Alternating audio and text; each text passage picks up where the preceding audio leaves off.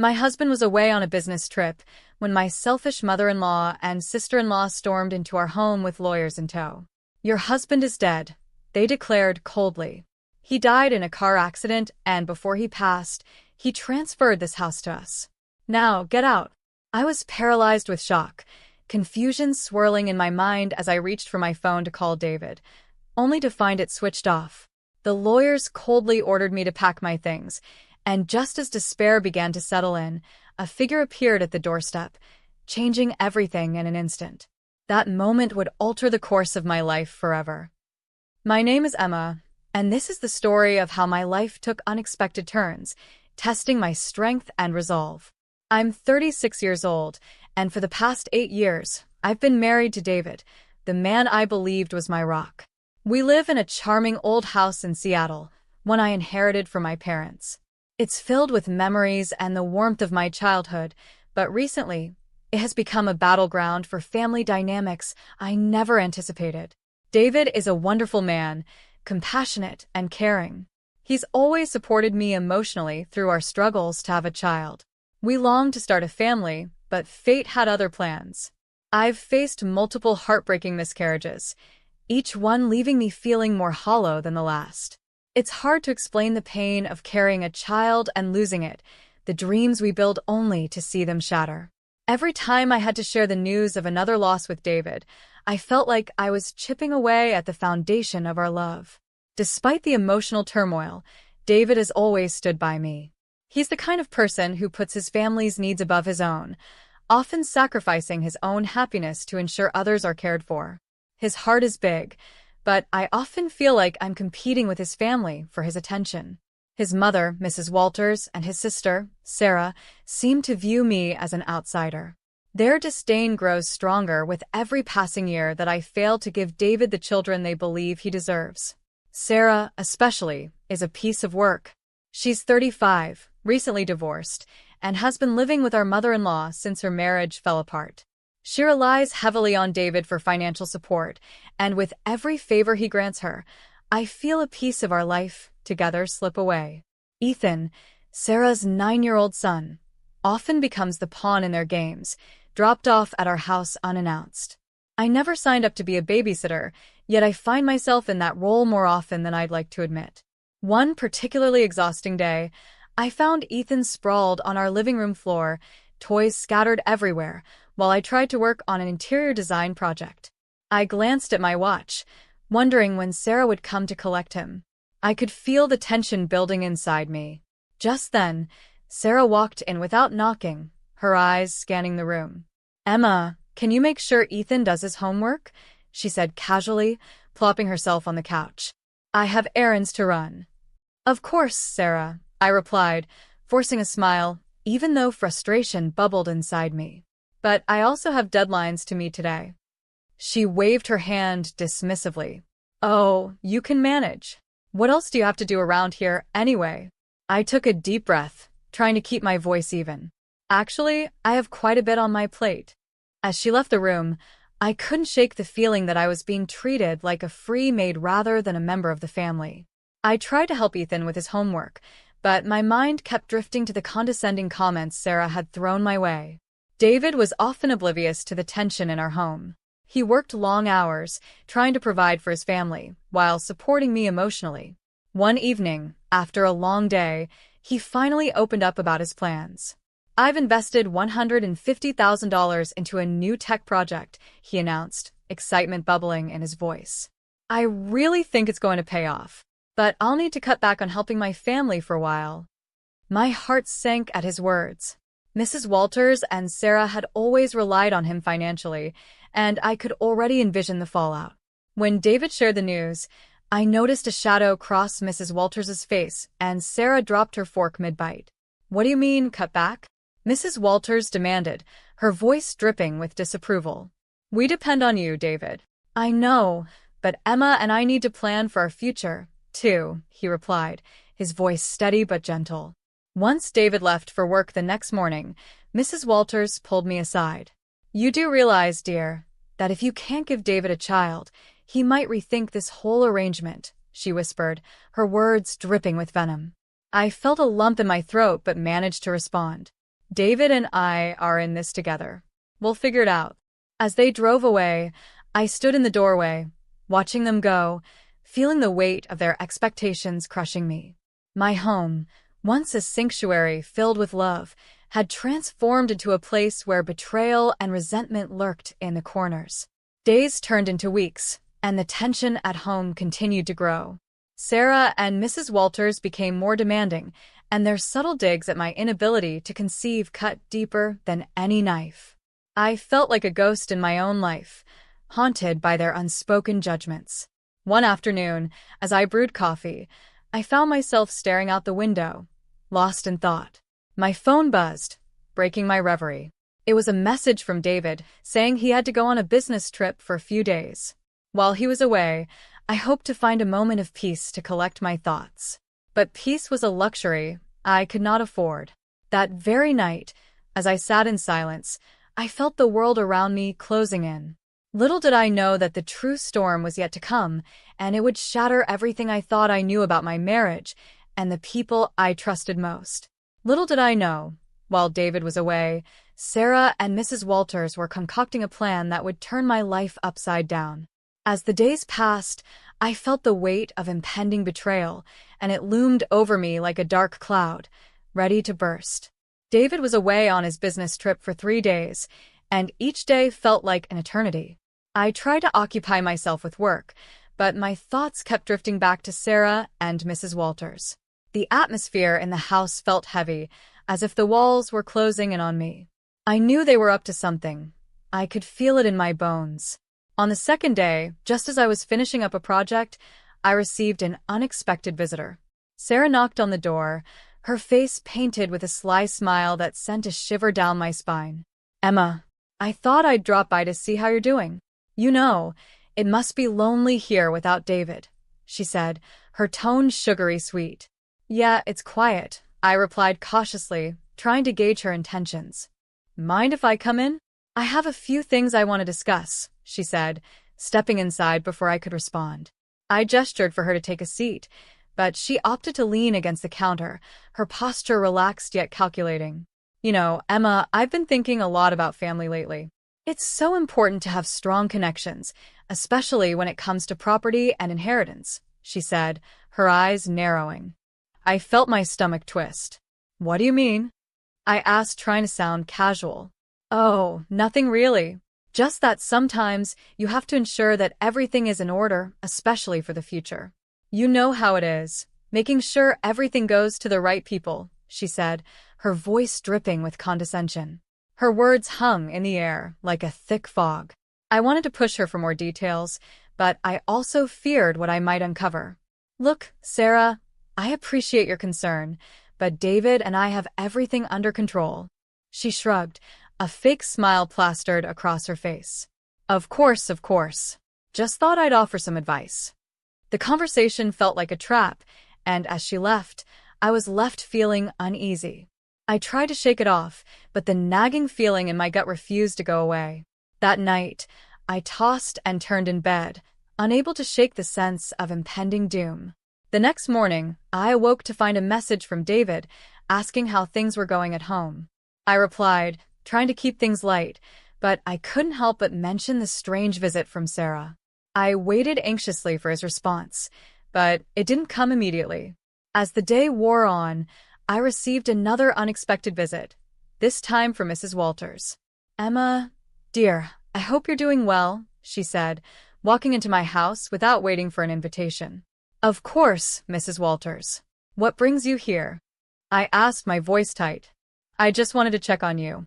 You know how it is. David's not here, and I thought you might need some company," she said, her eyes scanning the room as if evaluating everything I owned. "Thanks, but I'm fine. Just keeping busy with work," I replied, trying to keep the conversation short. She didn't take the hint. Instead, she launched into a lecture about family values, loyalty, and the importance of sticking together, especially during tough times. Her words felt insidious, as if she were trying to plant seeds of doubt in my mind. "You know, dear," she said, her tone shifting slightly, "family is everything. It's crucial to ensure that the right people inherit what belongs to them." I felt a cold chill run down my spine. What do you mean by that? I asked, forcing myself to remain calm. Oh, nothing at all. Just a little advice, she said, her smile not reaching her eyes. You can never be too careful. I nodded, dismissing her words as mere manipulation. I knew what she was trying to do. She wanted to rattle me. But I had no idea how deep their plans truly ran. Days passed, and with each passing hour, the tension continued to build. David returned home late on the fourth day, exhausted but relieved to be back. How did everything go? He asked, wrapping his arms around me. It was fine, but there were a couple of strange visits from Sarah and your mother, I confessed, trying to keep my tone light. Strange how, he pressed, concern etched on his face. They seemed unusually interested in our future and what it means for family, I said, watching his expression change. David sighed, rubbing the back of his neck. They can be overbearing sometimes, but don't worry about them. We're building our life together, and that's what matters.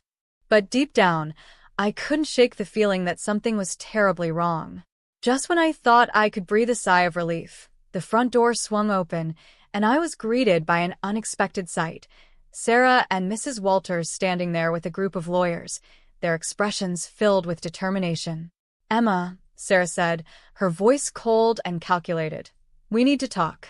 Before I could respond, the lawyers began unfolding documents, their intentions clear as day. My heart raced as I realized that this was the moment I had feared. The storm was finally here, and I was unprepared for the chaos that was about to unfold. David, what's happening? I asked, my voice trembling. Just stay calm, Emma, David said, his face a mask of shock. I knew in that moment that everything was about to change, and the weight of betrayal hung heavy in the air. The confrontation was only beginning, and the truth would soon unravel in ways I never imagined. The tension in the room was palpable as Sarah and Mrs. Walters stood at the threshold, flanked by a group of lawyers, all holding folders filled with documents. My heart raced as I turned to David, who looked equally bewildered. Emma, Sarah began, her tone dripping with false sweetness, we need to discuss some very important matters regarding the house. I felt a chill run down my spine. What do you mean? I asked, trying to keep my voice steady. The lawyer stepped forward, clearing his throat. Mrs. Walters and Ms. Walters are here to present legal documents concerning the ownership of this property. We have reason to believe that it was transferred to Mrs. Walters by David before his untimely death. What? I gasped, unable to process what was happening. David is not dead. David's face turned pale. This is absurd. I'm right here. Ignoring his protest, the lawyer continued. The documents claim that since you, Emma, have been unable to bear children, David wanted to ensure that the property remained within the family. Therefore, he signed over the ownership to his mother. I felt the ground beneath me shift. David would never do that, I exclaimed, turning to him, desperation creeping into my voice. Is this true? David shook his head vehemently. No, Emma. I would never sign anything without discussing it with you first. This has to be a mistake. Mrs. Walters stepped forward, her expression feigning sympathy. Oh, Emma, it's just business. You know how it is. Family must come first. We have to think of the future. Family? I cried out, my voice rising. You've always treated me like an outsider. You never cared about us until now. Enough, Sarah snapped. This is not about your feelings. It's about what's rightfully ours. You need to step aside. My world felt like it was crashing down around me. I couldn't believe this was happening. I had always feared that their disdain for me would lead to something like this, but I never thought they would go this far. The lawyers began to sift through the documents, and I could feel the walls closing in on me. Just when I thought I couldn't take it anymore, David stepped forward, his voice firm and resolute. You both think you can just waltz in here and take what's mine? You've underestimated me, and you've underestimated Emma. The tension in the room crackled as he pulled out his phone, quickly scrolling through his messages. I have proof. I've been recording conversations since I suspected something was off with you two. What are you talking about? Sarah asked, her facade cracking. David's voice grew stronger as he said, I know about the plans you made while I was gone. I know you were plotting to take this house and my assets. Mrs. Walters's face flushed with anger, and she stepped closer to David. You have no right to speak to your mother that way. You're being dramatic. Dramatic, he replied, incredulous. You and Sarah are the ones who've plotted behind my back. I'm not going to let you manipulate me any longer. As he revealed the recordings, I listened, heart pounding, as their voices echoed in the room. I felt sick as I heard them conspiring about how to take advantage of my inability to have children, how they could convince me that David didn't want me anymore. No, I gasped, tears welling in my eyes. I felt a mix of betrayal and anger toward both David's mother and sister. With every recorded conversation played, Mrs. Walters and Sarah's faces grew pale, and the smug confidence they had entered with began to fade. This isn't over, David, Sarah hissed, her voice low and threatening. You'll regret this. But before I could respond, David had already dialed the police. I want to press charges for fraud and conspiracy, he said firmly, his voice steady. As the sirens approached, Mrs. Walters turned to me with a desperate look in her eyes. Emma, please, don't let this happen. Your family. We can work this out. Family? I shot back, feeling empowered. You've never treated me like family. You wanted to take everything from me. I'm not backing down. The doorbell rang, and in rushed the police officers. We received a report of a disturbance. What's going on here? One officer asked, surveying the tense scene. David stepped forward, pointing at Mrs. Walters and Sarah. They've been trying to fraudulently take my property and assets. They've conspired against me and my wife. The officers quickly assessed the situation, and as they began to gather information, I felt a wave of relief wash over me. The truth was coming to light, and for the first time, I felt like I was standing on solid ground. As the officers began to handcuff Sarah and Mrs. Walters, their faces twisted in shock and anger, I couldn't help but feel a mixture of fear and exhilaration. The battle was far from over, but I had taken the first step toward reclaiming my life. With David by my side, I realized I was ready to fight back. This was no longer just about a house. It was about our future, our love, and the truth that would set us free. As the police officers led Sarah and Mrs. Walters away, I felt a mix of emotions swirling inside me: relief, anger, and a sense of newfound strength. David stood beside me, his expression a mixture of determination and concern. Are you okay, Emma? He asked softly, his hand resting on my shoulder. I will be, I replied, taking a deep breath. I just can't believe how far they went to try and take everything from us. David nodded, his jaw set in resolve. We'll get through this together. You and I against the world, remember? The police finished taking statements and assured us they would investigate the matter further. As the door closed behind the officers, a silence fell over the house, one that felt different from before. It was no longer filled with tension and deceit, but with a strange sense of clarity. Can you believe this happened? I said, shaking my head in disbelief. They plotted against us while you were away. It's like I was living in a nightmare. David took my hands in his, looking into my eyes. Emma, we're done living in fear. This is our home, and no one has the right to take that away from us. We'll make it through this. With the burden of their betrayal finally lifted, we decided it was time to heal. David suggested we take a trip, just the two of us, to reconnect and remind ourselves why we fell in love in the first place. Let's get away from all this for a bit, he said, his eyes sparkling with hope. I want to show you how much you mean to me. The very next weekend, we packed our bags and headed to a cozy cabin in the mountains. The scenery was breathtaking, and as we settled in, I felt a wave of peace wash over me. We spent our days hiking, exploring, and talking about everything: our dreams, our future, and how we wanted to build a family together. One night, while sitting by the fire, David took a deep breath. Emma, I know we've been through so much, but I want you to know that you are my priority. We'll find a way to have the family we both want, whether that's through adoption or naturally. We're in this together. Tears filled my eyes as I leaned against him, feeling the warmth of his love envelop me. I can't wait for our future, David. I finally feel like we can build something without their shadows looming over us. After our trip, we returned home with a renewed sense of purpose. We decided to start the process of adoption, something we had always talked about but never pursued. It felt like the right step forward, a way to fill our home with love and laughter, regardless of the circumstances we faced.